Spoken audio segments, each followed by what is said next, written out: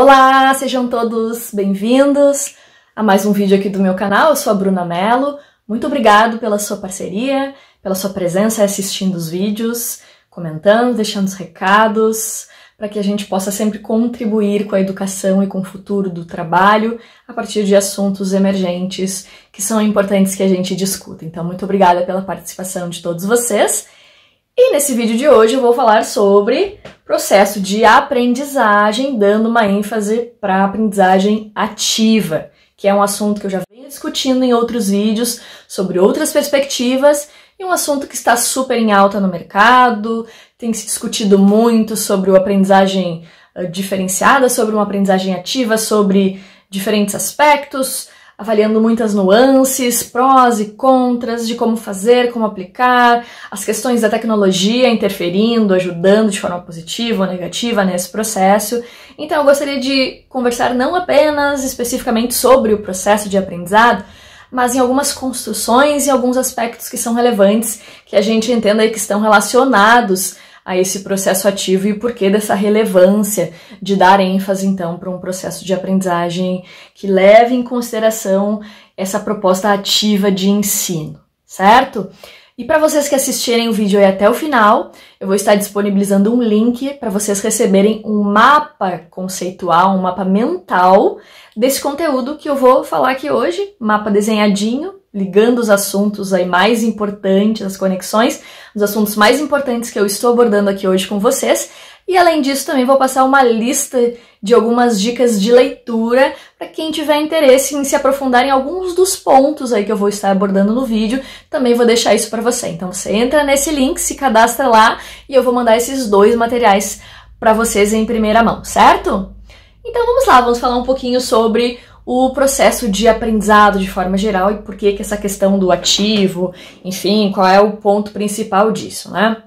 Primeiro, eu acho que é importante a gente dizer o seguinte, que quando a gente fala em aprendizagem ativa, e a gente tem falado disso mais atualmente, mas não é um assunto atual, e isso é importante que fique claro para todo mundo.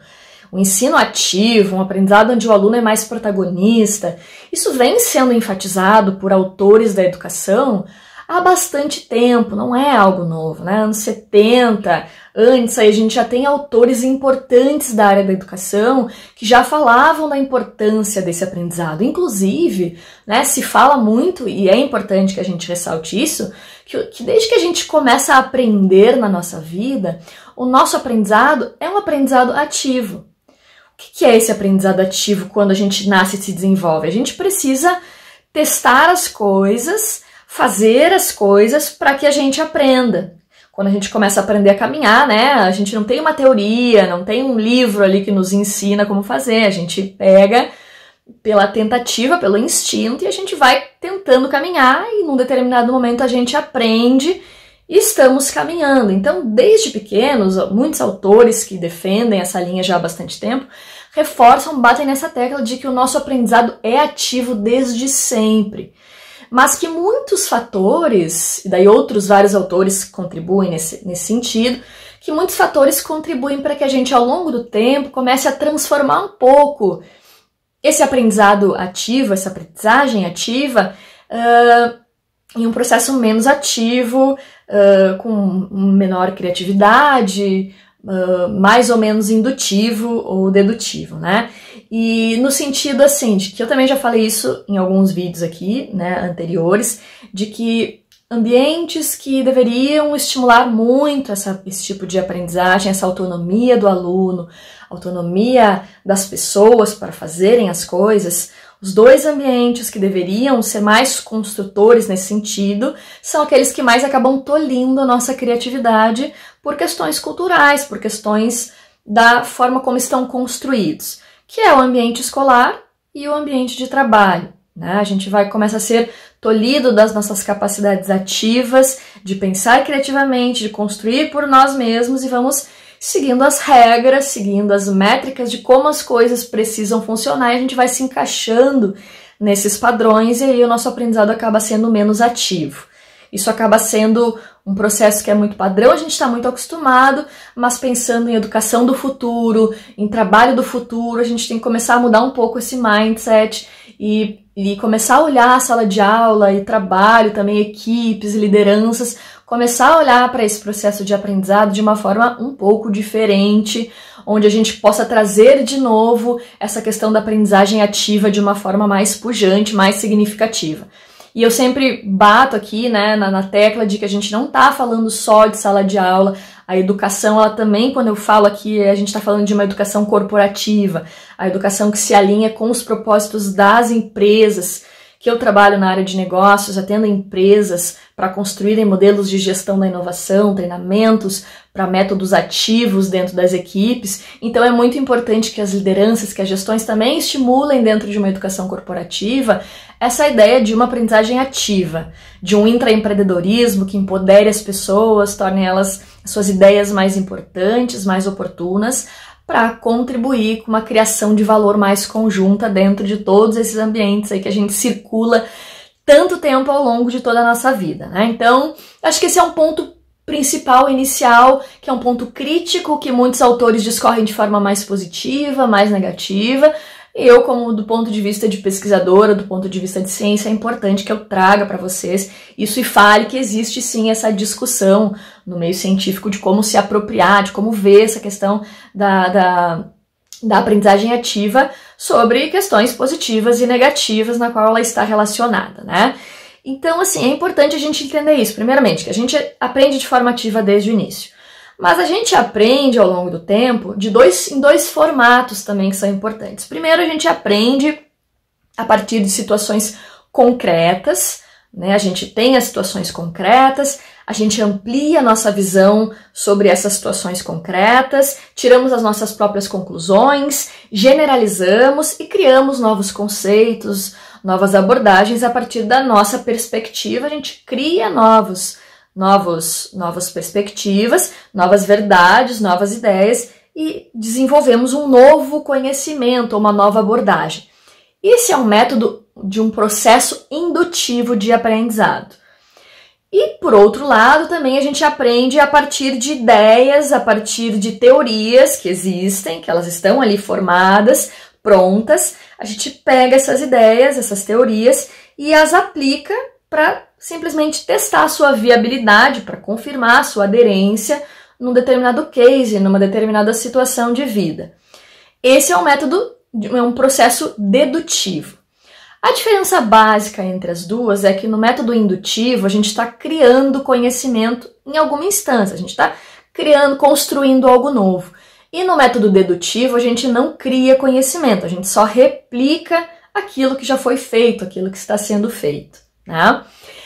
Por que é importante que eu diga isso? Porque tradicionalmente, no ambiente educacional, o que prepondera é o processo dedutivo. É o processo na qual a gente já está acostumado, isso, claro, vem mudando, é importante salientar isso, mas há muito tempo, desde o século XVIII, né, que a gente já falou disso também aqui nos vídeos, que a gente vem no modelo de sala de aula, que é um processo dedutivo. O professor, ele traz o conteúdo para dentro de sala de aula, as teorias, as verdades absolutas da ciência, até então ditas como verdade absolutas, né, como as comprovações científicas. Os alunos entendem aquilo como a verdade, até então inquestionável, aplicam, fazem algumas atividades para testar aquelas ferramentas, a sua viabilidade para resolver determinado problema, determinada situação, para verificar um procedimento, que ele dá certo, que ele não dá em outras áreas do conhecimento, né? E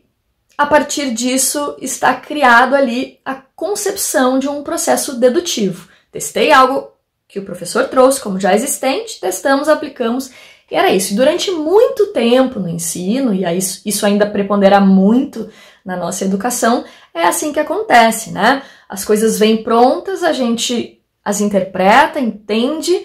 como as verdades, que são aceitas pelo mundo como as verdades absolutas, e a gente replica isso. Isso não está errado de forma alguma, isso é importante, as teorias, a ciência, ela é desenvolvida para que a gente realmente creia nelas, acredite na sua viabilidade, possa utilizá-las com segurança. Então, é viável que o método dedutivo seja assim utilizado, não há problema nenhum nisso, mas uma abordagem ativa de ensino, onde eu quero um protagonismo, onde eu estou pensando no empreendedorismo, no empoderamento do aluno, do cidadão, eu começo a olhar um pouco mais para um processo diferenciado, para um processo onde eu tenha mais liberdade, um processo que seja mais indutivo e eu possa ser mais capaz de contribuir, de criar, com consistência, claro, com categoria, com subsídios suficientes para isso, mas colocando muito mais das minhas experiências, das minhas crenças, do meu conhecimento, das minhas pesquisas, dos meus estudos, né, e consiga construir novas abordagens a partir disso, tornando o processo, sim, mais indutivo, mais direcionado, né? Então isso é muito importante que a gente entenda que existe esse rigor, mas isso não estou trazendo aqui como algo negativo, sim que o modelo tradicional ele é mais sim dedutivo e que ele começa a abrir espaço para que além desse processo a gente mescle isso, transformando esse processo num modelo mais híbrido, onde eu possa sim incluir um método dedutivo, um processo dedutivo de aprendizado, indutivo de aprendizado, onde além do dedutivo o aluno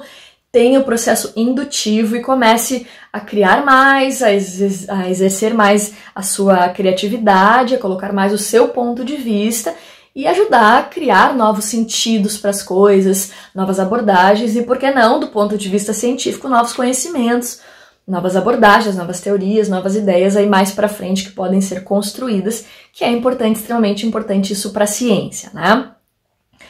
E é importantíssimo a gente entender também que o processo de aprendizado, ele é diferente e ele tem um significado para cada pessoa, né? Cada um vai aprender de uma forma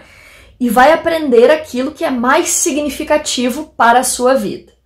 né? Normalmente numa sala de aula eu tenho 10, 15, 20, 30 alunos ou mais e eu tenho ali pessoas com realidades diferentes, com experiências diferentes, que vão olhar para aquele conteúdo que está sendo ali trabalhado e vão interpretar aquele conteúdo de forma absorvendo aquilo que é mais significativo para si. Dentro dessa ideia do que é mais significativo, a gente entende que o processo de aprendizado ele gera conexões. Ele gera conexões entre as pessoas, entre o conteúdo com o aluno e o que ele absorve, e entre os professores e os alunos. Ele está gerando conexões a todo tempo. Essas conexões, elas podem ser conexões cognitivas ou conexões emocionais. Cognitiva, né, no processo da psicologia cognitiva, com uma racionalidade, com aspectos de pensamento, de memória, que vão ligar a processos de aprendizado, de decisões, de uma etapa cognitiva de conhecimento, ou eu vou aprender criando essas conexões de uma forma mais emocional, acessando as minhas emoções, os meus sentimentos, que também a neurociência explica bastante isso, que a gente aprende muito, muito por meio das emoções. Então, o que a gente pode pensar? Se cada um aprende aquilo que é mais significativo para si, a gente está aprendendo a todo tempo, mesclando forma cognitiva e forma emocional. A gente está dentro de uma sala de aula, né? O professor está trabalhando um conteúdo, o aluno está absorvendo esse conteúdo, a gente está ali participando daquela interação, aprendendo o que é mais significativo, utilizando das nossas múltiplas inteligências, a nossa forma de aprender melhor, mas tudo de uma forma cognitiva e emocional ao mesmo tempo. Ora prepondera mais o cognitivo, ora prepondera mais o emocional. E a gente tem entendido, por meio dos estudos da psicologia e por meio dos estudos da neurociência, que esse vínculo emocional ele tem se ligado muito mais ao aprendizado e está muito ligado ao aprendizado ativo, a uma aprendizagem realmente mais experiencial, mais indutiva. Porque a emoção, quando eu desperto emoção no aprendizado, eu abro janelas para que esse aluno, para que esse educando, ele consiga fazer uma construção mais sólida do conhecimento. Eu abro janelas para que ele acesse áreas onde mentalmente, neurologicamente, ele consegue ter subsídios necessários para construir conhecimentos de uma forma mais significativa, que vai ficar na memória, que vai ficar mais fixo por mais tempo, sem o esquecimento. Porque a gente sabe que o nosso cérebro, quando a gente aprende, né, alguma coisa, ele vai lá e vai fazer uma associação do que é importante disso que a gente aprendeu numa aula e que eu realmente cérebro pensando, né, que eu realmente preciso absorver, e se eu tô vendo que ela não tá usando isso no dia a dia, que não é importante, o cérebro descarta, porque ele foi, né, culturalmente, ali, biologicamente desenvolvido para absorver aquilo que realmente é importante pra gente, embora ele tenha capacidade de outras absorções, mas se ele vê que a gente não tá usando, ele descarta aquela informação para um outro campo e a gente acaba esquecendo. E quando a gente acessa a área da emoção para o aprendizado, essas memórias elas entram numa área do cérebro que elas são mais difíceis de apagar, elas ficam mais ativas na memória, a gente lembra com mais facilidade. E um exemplo que eu posso dar para vocês nesse sentido, que tem sido bastante usado em sala de aula, usado também em educação corporativa e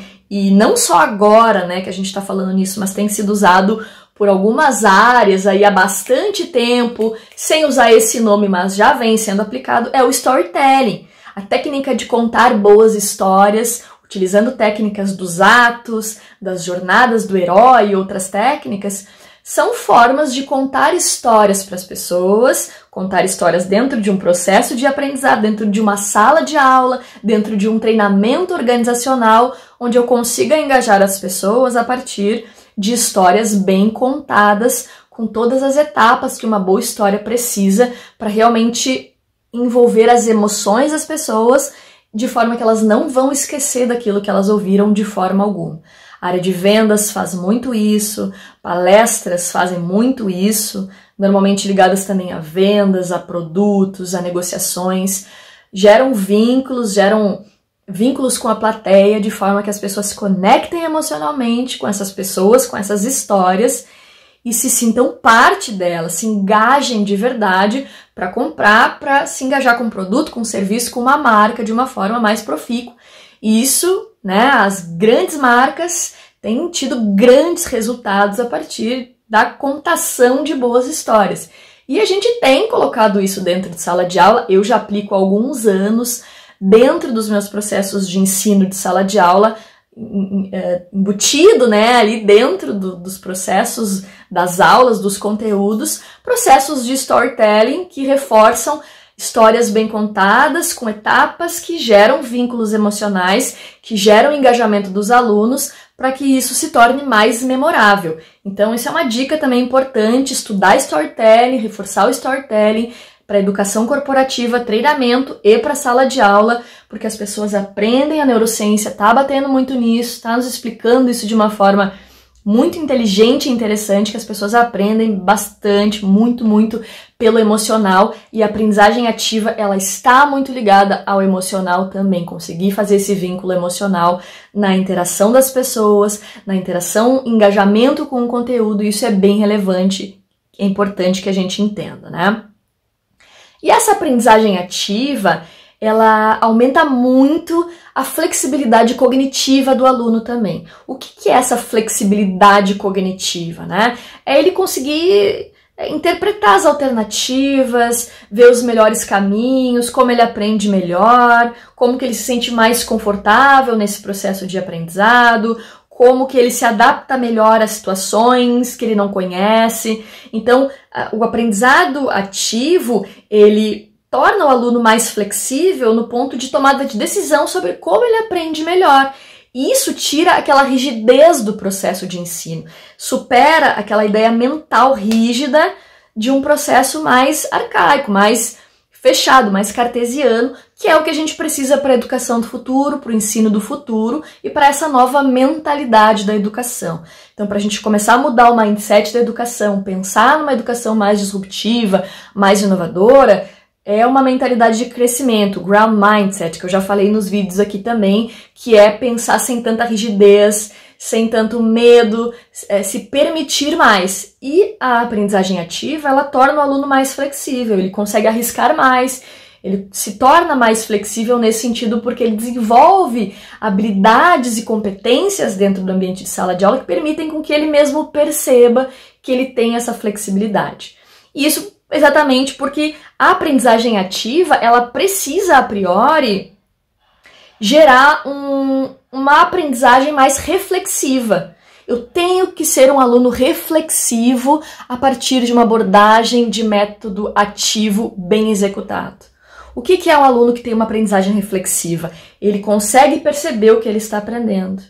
Exatamente o que eu disse agora a respeito dessa flexibilidade, né? Eu consigo, quando eu tenho uma aprendizagem mais reflexiva, eu consigo entender o que eu estou aprendendo. Dentro mesmo de sala de aula, dentro do processo de sala de aula ou de um treinamento corporativo, eu consigo ver o conhecimento, eu consigo ver a competência que está sendo desenvolvida, a habilidade, eu consigo entender as atitudes, os comportamentos que estão sendo desenvolvidos, porque eu me torno mais reflexivo. Eu consigo refletir mais sobre o processo e aí isso me ajuda no meu protagonismo em sala de aula, no meu protagonismo como liderança, como gestor de equipe ou como um colaborador da equipe que precisa também ter essa autonomia e esse viés de intraempreendedor, né? De ser um co-criador dentro do ambiente da empresa, né? E falando em cocriação, o modelo ativo de aprendizado, ele tem muito isso, né? Ele ajuda, dentro da sala de aula especificamente, para que o aluno ele seja um co-criador de valor.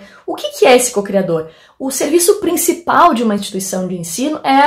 que ela oferece para o seu cliente é o aprendizado, é o processo de aprendizado, é o ensino, conhecimento, é o aprendizado, né? Você vai vir aqui comprar aprendizado, independente de para onde isso vai te levar, você vai aprender. Então, quando o aluno ele participa desse aprendizado a partir de um processo mais ativo, mais indutivo, né? Ele participa mais, ele se sente parte dessa construção. Ele percebe que aquele valor que ele está comprando da instituição, quando ele entra na instituição, ele está participando da criação daquele valor, ele está construindo junto com a instituição, então ele se torna mais parte, ele se sente mais protagonista, mais empoderado, porque ele está ajudando a criar aquele ambiente na qual ele participa, na qual ele interage. E dentro de um ambiente corporativo a mesma coisa, a gente chama de outro nome, de intraempreendedorismo, trabalho bastante com isso também a nível de consultoria organizacional, estimular o intraempreendedorismo nos colaboradores, que é realmente torná-los mais empoderados, torná-los mais co-criadores. Eles sentem que eles criam o valor junto com as organizações a partir das suas ideias, das suas ações, dos estímulos que são permitido que ele tenha dentro do ambiente organizacional, né? Permitindo sempre isso para os colaboradores. Outro ponto do modelo ativo que é relevante em sala de aula é que os alunos e os professores eles atuam em situações mais concretas, porque essa é a ideia do ensino ativo, né? Que ele trabalhe com questões mais concretas, que possam ser mais generalizáveis, novas conclusões, novas abordagens, e daí sim o link com a questão indutiva que eu falei lá no início do vídeo, né? Situações mais concretas que eu possa trabalhar com mais dados, criar novas fontes e gerar novos conhecimentos. Isso é muito produtivo em sala de aula quando executado de forma adequada, de forma bem trabalhada pelo educador, que entende como aplicar esse método ativo de uma forma como ele realmente precisa, dentro de muitas abordagens que podem ser feitas. Então isso acaba sendo muito interessante e muito produtivo para todos. Outro ponto é o estímulo à criatividade. O método ativo estimula a criatividade, que é algo que a gente vai perdendo ao longo do tempo. A gente é tolhido da nossa criatividade por diversos aspectos sociais, de trabalho, de ambiente da educação, e o processo ativo ele nos estimula. Por causa do protagonismo, por esse empoderamento, a gente se torna mais responsável, né? É muito diferente um aluno chegar em sala de aula e receber um conteúdo que ele não estava pronto, que ele nunca ouviu falar e que ele precisa assimilar naquelas 2, 3 horas e ver o que ele consegue entender ali e fazer uma atividade, do que quando, por exemplo, ele lê esse conteúdo em casa, em outro momento consegue tirar dúvidas, consegue fazer interpretações, consegue pensar, raciocinar sobre o assunto, e ele chega em sala de aula com outra abordagem, ele chega com outro domínio. O aluno, isso que é o aluno empoderado, é muito diferente. Você chegar num ambiente que você não leu nada, você dificilmente vai ter uma dúvida, vai ter uma inquietação, porque você está tendo acesso agora a esse conteúdo. Mas se você lê antes, se prepara, tira dúvidas, lê outras fontes, busca entender, anota as dúvidas, se questiona, você chega na aula com outro empoderamento. Você chega na aula com outra autonomia, com outra autoridade, com outra curiosidade. Isso estimula a nossa criatividade, isso abre novas conexões mentais, isso torna o nosso cérebro mais elástico, mais propício ao aprendizado e mais aberto também para uma mentalidade aberta, uma mentalidade de crescimento de aprendizado, né? Isso é bem importante. E o papel do professor, por fim, isso tudo, né? Sempre eu bato nessa tecla, a gente não tá nunca eximindo o educador de forma alguma, o aluno é ativo, é protagonista, mas o professor sempre, o educador sempre tem um papel fundamental de ser um mentor, de ser um condutor para que tudo isso aconteça de forma adequada, de forma certa, de forma equilibrada, porque a aprendizagem ativa, o método ativo, pelo próprio nome, a priori, né, é um método, ele exige um treinamento, exige um processo, uma colocação, um feedback, um alinhamento, e isso quem conduz, quem precisa fazer para que dê certo é o educador com base no seu conhecimento, no seu entendimento do método, no seu estudo constante para aprimorar a aprendizagem ativa e estimular realmente, ele precisa conseguir estimular, motivar os alunos a buscarem esse aprender protagonista, esse aprender por conta própria, esse estímulo de criatividade. Então o professor, ele, pelo contrário do que falam, né, que o professor perde o seu espaço, não, o professor ele acaba tendo um espaço cada vez maior que exige que ele se profissionalize mais, que ele busque mais esses conhecimentos desses métodos para que ele tenha tranquilidade de aplicar isso em sala de aula com autonomia e veja efetivamente os bons resultados, não só para os alunos, mas para ele também, porque o educador que está em sala de aula, né, aquele que ensina, ele aprende sempre 2 vezes, ele reforça o que ele já sabe, ele cria novas conexões. A gente como professor, como educador em sala de aula, a gente sempre aprende muito mais, as nossas conexões sempre aumentam, a gente sempre agrega, mas a gente recebe muito daquilo que os acadêmicos nos passam, né? Então isso é uma construção para a vida, vai além de sala de aula e é muito importante que a gente reforce isso.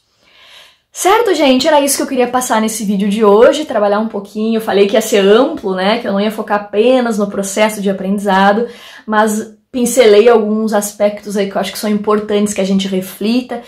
pense, se questione sobre as abordagens de um processo de aprendizado mais ativo e mais misto, em que a gente possa envolver essa cadeia de pessoas aí que se envolvem na educação. Claro, é tudo muito complexo, a educação é um tema muito complexo, mas aos poucos a gente vai trabalhando aí, melhorando aquilo que a gente puder, e as ideias desses vídeos são para que realmente eu possa contribuir uma semente para a gente começar a refletir sobre isso, pensar um pouco diferente, e vocês podem acompanhar os conteúdos aí que eu tenho na internet, de outras coisas, conteúdos que eu escrevo, alguns outros trabalhos que eu faço de treinamentos, de capacitações, que eu ajudo os educadores a trabalharem, a aprenderem, a trabalhar com esses métodos, a entender um pouco mais essas diferenças aí de aplicações, para que possam executar em suas salas de aula e possam